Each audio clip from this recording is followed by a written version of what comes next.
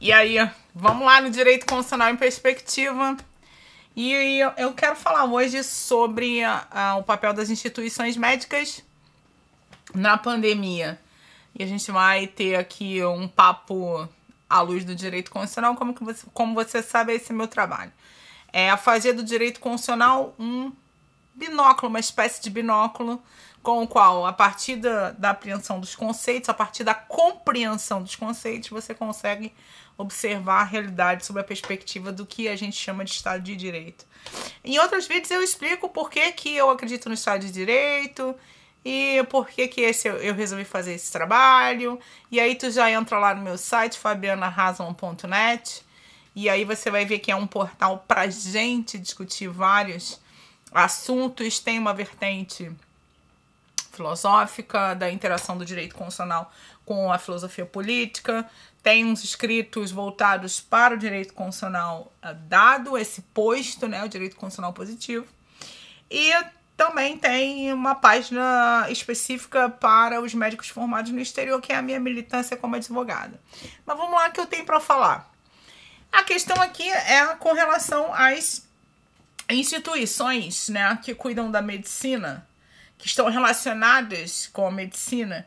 A gente tem uma tradição no Brasil de entidades autárquicas, isso vem antes da Constituição de 88, e as entidades autárquicas, né, o Conselho Federal de Medicina, é o que tem pertinência com o que a gente vai falar agora. Assim, todas as profissões têm, cada qual a sua entidade autárquica, isso até por mandamento constitucional mesmo. Tem assento constitucional isso, inciso 2 lá do artigo 5º da Constituição. Então você tem liberdade de profissão, mas você tem uma autarquia para fiscalizar a atividade profissional, dar um suporte para essa atividade profissional, no sentido de promover o desenvolvimento e de atender ao interesse social, e é por isso que ela está plasmada lá no artigo 5º da Constituição da República. Então vamos lá. Qual é o papel, então, do Conselho de Medicina? Promover saúde, porque o compromisso é esse. Essa é a função da ciência medicina. A gente tem uma tradição, sei que eu posso chamar de tradição, das entidades de classe de natureza privada que exercem uma influência que chega a me incomodar, assim, né? Não sei se incomoda quem não está relacionado com essa atividade, assim, mas agora tu vai passar a se incomodar com isso. Se você não é da área, não trabalha com isso, você é só um cidadão que está aqui querendo tomar consciência, tu vai se incomodar pelo seguinte: a AMB é uma entidade privada, juntamente com outras entidades privadas que representam interesses da classe médica. Então é a tal da elite médica, não é à toa, não é papinho de comunista, não é papinho de marxista, não. É verdade isso, porque é fato, é só você entrar aí no Google, abrir aí, você vai ver uma série de entidades que representam interesses da medicina, mas que não são interesses comprometidos, vamos dizer assim, com o que a gente entende como direito à saúde. Topograficamente, né, na Constituição, lá no 196 da Constituição, você tem lá: a saúde é direito de todos, dever do Estado e da sociedade. Então a gente tem ali direito fundamental chamado terceira dimensão, que tem uma base filosófica fundada na solidariedade. Então, a promoção da saúde é um comprometimento, um compromisso de todos, é dever do Estado e da sociedade também, né? Existe uma parcela da responsabilidade da sociedade na promoção da saúde. Não é só o governo entregar hospitais públicos ou dar acesso a tratamentos, ou que seja, o fornecimento de remédios, que seja. Mas é também a sociedade, na iniciativa privada, também está comprometida com promoção de saúde. Mas eu não sei até que ponto essas instituições privadas estão comprometidas. Então vamos lá nessa análise aqui rapidamente. Esse vídeo talvez fique um pouco longo, acima da previsão da média que eu quero trazer para o canal. Mas a gente vai pensar agora no seguinte: a AMB E o conselho estão sempre juntos, né? Tic-teco, para não falar outra coisa, que eu não posso falar palavrão aqui no... Eu não posso falar palavrão no YouTube, né? Além de eu ser uma pessoa educada, embora eu fale palavrão, mas eu tenho um negócio de cortar a onda aí, enfim, do YouTube. Eu não tenho experiência nisso, mas vamos seguir. Então, o Conselho de Medicina tá junto com a MB. E o que eles têm feito na pandemia? Porque agora, né, a gente está numa emergência de saúde e é uma emergência mundial. E aí a gente tem uma série de instituições, e é essa visão que eu queria te dar aqui, que não é responsabilidade exclusiva do presidente da República, mas que as entidades, né, as instituições, cuja missão é dada por lei ou determinada por lei, ou até as entidades privadas que se auto-intitulam nesse mistério, de terem compromisso com a saúde, e isso implica numa série de atitudes, numa série de posturas, numa série de medidas. Qual é a guerra? A guerra, o primeiro ponto que eu quero tocar, eu até botei um roteiro aqui para não me perder em nada, não deixar nada de fora nesse vídeo aqui. A guerra é, primeiro ponto, cloroquina. Aí ficou-se uma discussão, ainda se discute se cloroquina isso, cloroquina aquilo, e eu acho que talvez a essa altura seja muito óbvio para todos nós entender o seguinte: uma medicação ela só pode ser adotada oficialmente pelo governo numa pandemia, né, ou para combate à doença, né, ela só poderia ser adotada como política pública se tivesse uma comprovação científica nesse sentido. Não é uma comprovação científica e empírica, não é uma pesquisa ali, outra ali, não é porque lá na França fulano falou e testou. Não. A ciência é método, correto? Eu preciso de uma determinada resposta. Para chegar nessa resposta, eu implemento determinado método. E para eu chegar a uma resposta à necessidade de uma medicação numa pandemia, eu tenho determinadas exigências. E a cloroquina não atende essas exigências, então a questão é essa. E aí não se pode adotar, enfim. E o que fez o Conselho de Medicina? Botou o galho dentro. E o que fez a MB? Também. Inclusive a MB publicou há pouco um artigo dizendo que um artigo lá na página dizendo que a cloroquina não faz mal nem faz bem, que não está em comprovação científica. Ou seja, não bastasse a distopia de uma parcela da sociedade que constituiu essa realidade autodestrutiva, né? Ligou o botão de suicídio, as instituições estão, de fato, se lixando até mesmo para a projeção, né, que elas teriam fora do Brasil. Então, assim, tocaram, né? Então, tocaram mesmo e é isso aí. Então, com relação à cloroquina, é isso que está acontecendo. Continua muito grave a situação. E a discussão ainda merece atenção. A Segunda Guerra é o seguinte: a falta de médicos. Falta médicos. O próprio Conselho de Medicina publicou na sua página, lá no seu site oficial, uma pesquisa com um relatório, uma espécie de relatório, um artigo, dizendo do número de médicos, e que, na verdade, esse número de médicos ele é o bastante para os centros urbanos, numa relação, numa proporção da população e do número de médicos. Mas é só nos centros urbanos, e nos grandes centros urbanos é o próprio conselho que fala isso.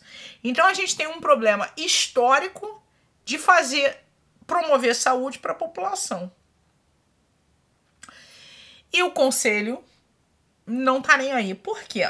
Qual é a realidade? Há alguns anos, né, estudar no exterior, isso foi promovido pelos governos anteriores.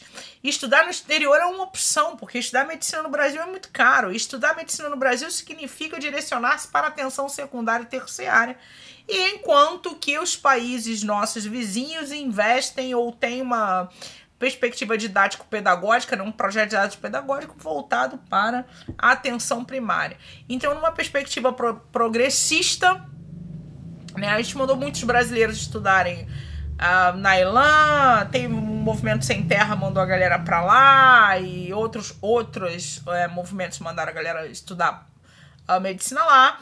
E os países do Mercosul, o Brasil tinha um protagonismo no Mercosul, mandava também muitos brasileiros estudarem lá. Então, assim, é um número muito grande de brasileiros que estuda medicina fora. E essa galera, obviamente, não sai das elites. Da elites, só os filhos dos ricos que não passam no vestibular aqui. E aí são enviados para o exterior, mas por essa razão. E depois se cria uma fumaça dizendo assim, quem vai estudar no exterior é porque não passa no vestibular. Não, é porque não tem grana para estudar aqui. E passar no vestibular para essa elite é uma questão. No vestibular não, no Enem, né? Aí no vestibular, eu tô ficando velho. Tô velho, gente, mas tudo bem. Aí não passa no Enem, então pra elite é uma questão de status, né? E para os médicos que estudam no exterior, em sua grande maioria, não é status, é uma questão de condição. Você tem condição de estudar ou aqui no Brasil ou fora. Então, não é questão de você não passa no vestibular, não é questão de você não passa no Enem, que você não entra numa pública. A questão é que não tem lugar para todo mundo na pública, né? E o ensino brasileiro de medicina não é grande coisa, não tem grandes prêmios, não tem esse reconhecimento todo, enfim. Então, assim, é o velho e bom preconceito, ignorância, estupidez de uma elite que chafurda na lama, mas que garante os privilégios chafurdando na lama e excluindo ou deixando de promover qualquer excelência em termos de ciência ou de perspectiva popular, ou que seja, de entrega de saúde ou de avanço da medicina, ou enfim, é isso.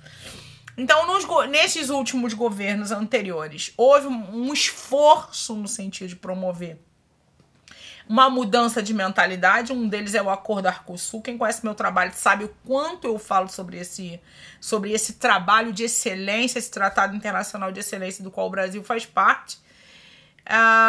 E o tanto, porque prima por uma qualidade, né? Criou uma rede de agências para avaliar as universidades e para garantir qualidade, porque o problema de qualidade não é um problema só do Brasil, né? É um problema dos países da América Latina. Então se criou esse mecanismo de avaliação e de qualificação dessas instituições, e essas instituições têm recebido muitos brasileiros, claro. E o que acontece com esses brasileiros quando retornam para cá com seus diplominhas? Bom, são tratados como médicos de baixo nível, formados em instituições duvidosas. Então é assim, o pronunciamento do Conselho de Medicina pelo presidente do Conselho Federal de Medicina, e eu não tô falando nada do que não seja aí, é dizer que os brasileiros são supostos médicos. Porra,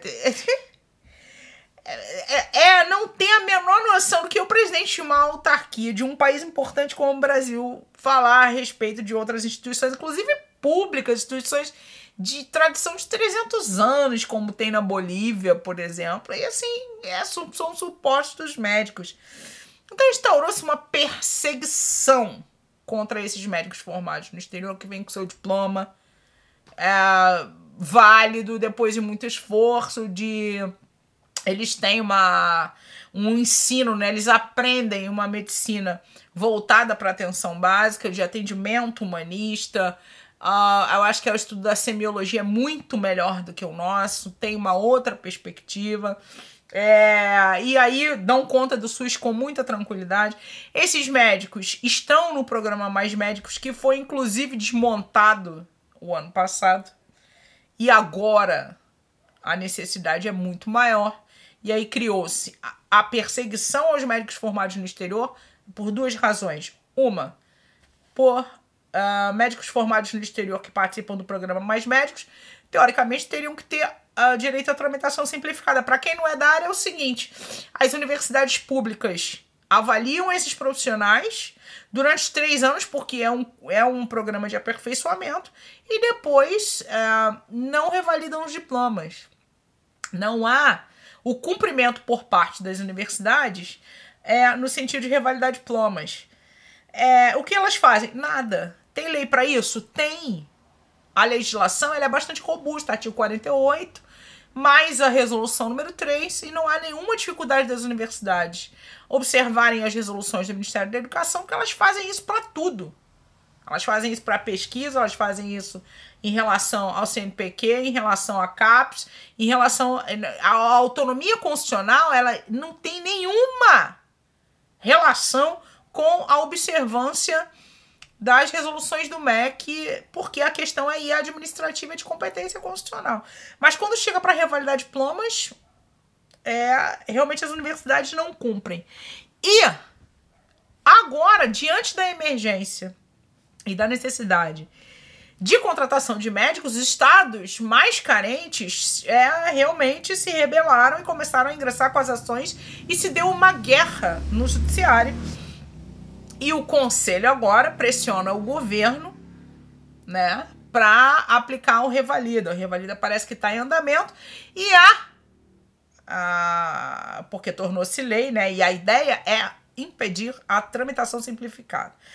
A lei do revalida, eu vou ter que fazer um vídeo separado só para falar de lei do revalida, que realmente merece um vídeo só para isso. Mas, resumindo, as universidades começaram a agir. A UEMA é que começou aí pioneira nesse cumprimento da resolução. Resolveu cumprir a resolução para poder revalidar médicos, o diploma dos médicos de maneira que eles possam efetivamente suprir a demanda. E o Conselho de Medicina entrou com a ação civil pública, contra o Consórcio do Nordeste, que criou um programa análogo ao programa Mais Médicos, isso também merece um outro vídeo, e criou, e entrou, e alguns outros esforços, como da Defensoria Pública e lá de São Paulo e no Ministério Público no Sergipe, por exemplo, em Roraima, ingressaram com ações contra o Conselho para que o Conselho providenciasse registros provisórios para que esses médicos pudessem atuar, até que tivesse o revalida. Então, assim, agora eles estão correndo para aplicar o revalida. E aí alguns parlamentares fazendo, né, aquele confete, falando do revalida, que a gente tem que ter um revalida emergencial e tentando instituir de novo tramitação simplificada. Essa semana alguns médicos mostraram para mim, eu estava acompanhando até a tramitação de um projeto de lei, mais um projeto de lei, aí reincluindo as universidades privadas. Eu vou fazer um vídeo bem separado sobre o funcionamento do parlamento e o que a gente espera que seja um bom parlamentar, um parlamentar sério comprometido com uma causa, o que ele realmente efetivamente pode fazer. Eu prometo que esse vídeo vai rolar na próxima semana. Esse aqui tu vai ficar já com 18 minutos. Já é o suficiente para você sacar o comportamento da AMB e do Conselho de Medicina na pandemia, né? E o que eles fazem com os médicos formados no exterior e pressionando, inclusive, as universidades, editando norma, dizendo que os médicos que participarem de processo de revalidação simplificado nas universidades serão punidos. É nesse nível. Então, por hoje, é isso aí que eu tenho para falar para você. Eu vou aproveitar na outra sequência para falar especificamente sobre a tramitação simplificada, o Arcodo, Arcosul e o que está rolando nas ações judiciais, beleza? Mas isso também está na live, mas é um pouco mais longo, eu vou fazer um vídeo mais rápido para você sacar qual é o problema. Sobretudo para você que não é da área, que não está envolvido com a causa, para você entender como é que funciona isso, porque isso é importante para a gente promover o Estado de Direito. Afinal, saúde é direito fundamental. Então, deixa teu comentário aqui embaixo, dá um like, tem que dar um like, senão o vídeo não aparece. Aí, se ele realmente for útil, você tem que dar um like e compartilhar, sacou? Porque a gente fica refém aqui do YouTube. E aqui a gente não é empreendedor, não. A gente é trabalhador mesmo, casca grossa. E depois a gente também vai falar sobre isso, sobre essa coisa de empreendimento. Mas eu vou deixar para outra oportunidade. Entra lá no Direito Constitucional em Perspectiva, o link também tá aqui embaixo. Me apoia no Catarse, vamos continuar lutando para sair do obscurantismo e para acabar com essa distopia, beleza? Até daqui a pouco. Na sequência aí vai rolar outro vídeo. Já é nóis.